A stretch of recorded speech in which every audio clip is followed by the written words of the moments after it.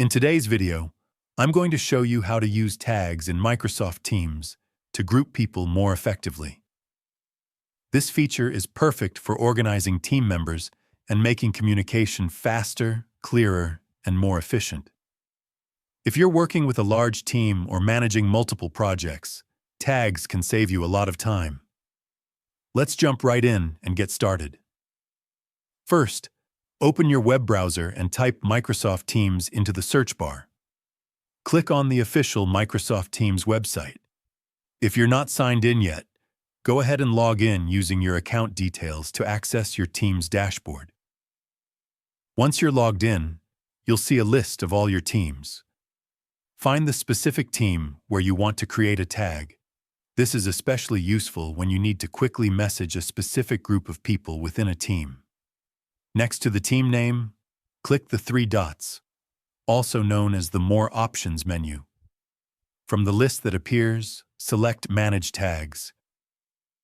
This will open a page where you can view existing tags or create a new one. To create a new tag, click Create Tag. Now give your tag a clear and descriptive name so your team members immediately understand its purpose. You can also add an optional description to provide extra context.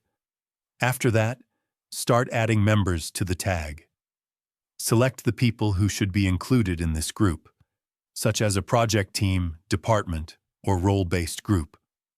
Once you've added all the necessary members, click Create to finalize your tag, and that's it. You've successfully created a tag in Microsoft Teams. Using tags helps you send targeted messages, keep conversations organized, and improve collaboration across your team.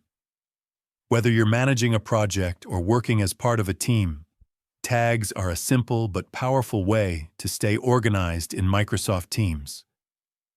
Thanks for watching.